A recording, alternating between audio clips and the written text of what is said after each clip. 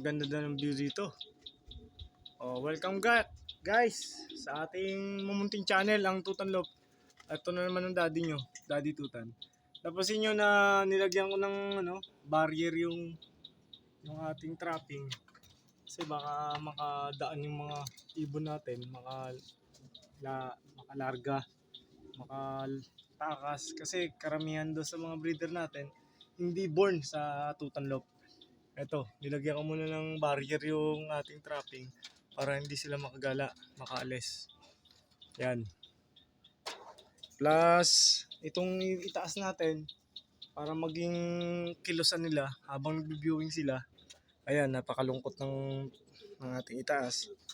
Ito yung ginawa ko just recent, almost 40 days yata itong hindi nagamit, itong itaas. Ito yung portal na ginawa ko last time. At andun sila ngayon sa viewing. May viewing din tayo dito sa taas. Ito mismo. At the same time, siya ang ating release door. Yan. Itong ginawa kong portal na to, just for them na makagala, makalipad-lipad sa loob. Para sila yung makagala. Para may pagpag nila yung braso nila, pakpak nila. Ayan, ganyan kalalim. It's about 8x4 na vertical, kaya 16 feet to. 16 feet hanggang sa baba. Mula dito sa bubong hanggang dito sa baba. 16 feet po yan, ganyan po kalalim. Kaya hindi ako makakababa kasi nga walang hagdanan dyan.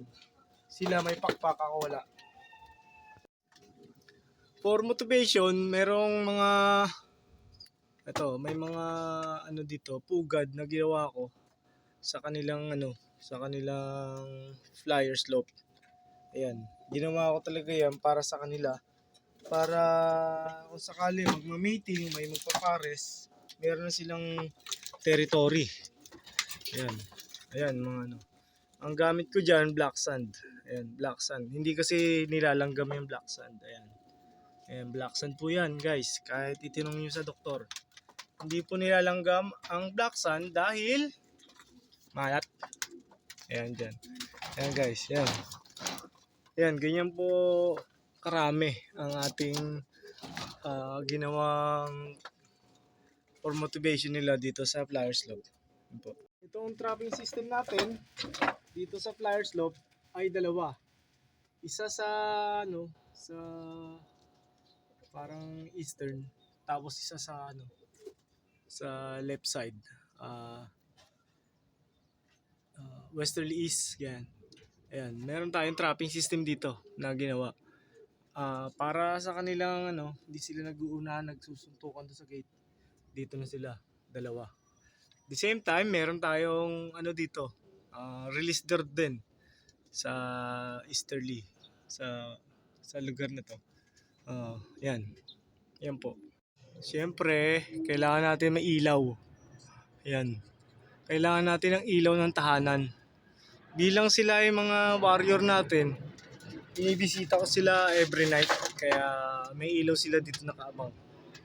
For them, para hindi sila mag-delicate sa mga rats, sa mga killer rats. Yan, babalutan din ng mga blinds left and right. Tapos meron din yung may mga tela din na pangbasag ng hangin. Ayan po yan. Yan po ang ating flyer slope. Ayan guys, nasa baba na si Daddy Tutan. At ang ating mga warrior ay nandito. Dito sila. Ayan. Kaya ko sa inyo isa-isahin yan. Lahat sila may pangalan. Ito, yung bago nating dating. Galing sa linya ni Robert Cruz. Ito. Isang imported line ng Albanian. Saka mga line ni Johnson. Di natin masabi kung anong mangyayari kaganapan. Siyempre, ang mga ibon natin maliliit pa. Ihahabol na lang natin sila sa training. Siguro Mga next week, magaganda na yan. Bibigyan natin ng mga 5 days man lang sana para mag-viewing read sa atin. Tapos, ano na, bibitaw na tayo. Bibitawan na natin sa labas. Inaabangan na sila ng ano, ng flyer. Ayan, flyers lock sa taas. Inaabangan na sila. Yan. Ito yung trapping system natin na sadya po talagang effective. Ang T-trapping. Ayan. Ito guys, pumasok na yung ibon natin na kamukha ni ano, ni Tiger. Yung kamukha ni Cookie, pumasok na rin. Saan siya? Ayun, ang kamukha ni Cookie yan. Kaya namatay po si Cookie, pero may bumalik pong Cookie. Kaya pwede natin pangalan ng Cookie na rin. Cookie ng ina mo, Cookie ng tatay, Cooking something, ganun. Hindi natin masabi. Basta Cookie. Ito naman si Tiger. Kasi kita-kita nyo naman na Tiger Grizzle siya. Parang Siberian Tiger siya. Ayan. Itong ibon natin na si Jeff Jeff. Katabi naman niya si Noble. Ito na sa ibabaw, si Eugene. Nakatalikod naman, si Pugi. Ayan, si Pugi. Ayan, halatang halata naman na Pogi. Oh. Sabihin nyo sa akin kung papangalan ko dyan. Napaka-Pogi.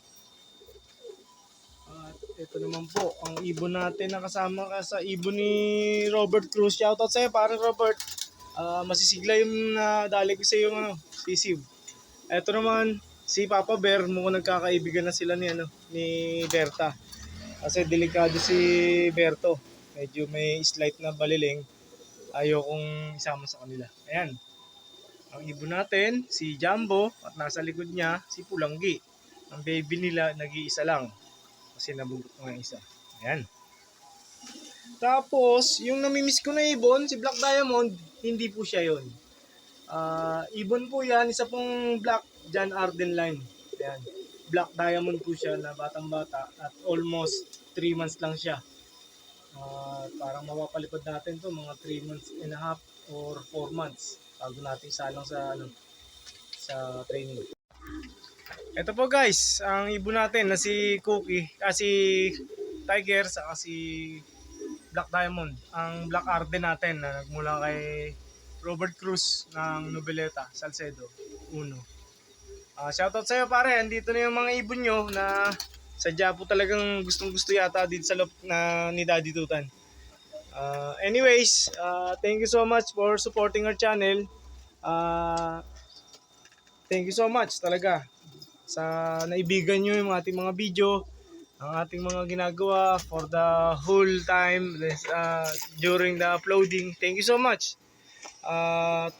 Kailangan po namin talaga ng magandang pagkakataon sa tossing para sila may habol na sa darating na karera. Eto si Pasal, si PG, ayan o. Nagpapaligaw na po siya kay Papa Bear. Sana kung magkakaintindihan sila, mas maigi. Ayan. Eto namang si... Ano to? Si Katarman. Hindi ko alam kung sino ang love life ni Katarman. Hindi ko alam. Pero si Kulet, may pisana. 2 baby. Ayan. Ito pong ating si Mosaic, ang paborito ni Daddy Tutan. At si Mother Dada, syempre. The all-time favorite yan. Ayan. Hindi na lang ako pong sanga ng, ano, ng mangrove, ng bakawan, inubos po nila yung mga dahon. Kitang-kita po. Nakita nyo naman po na inubos nila. Ayan po si Baba. Ang asawa niya ay si Jerica.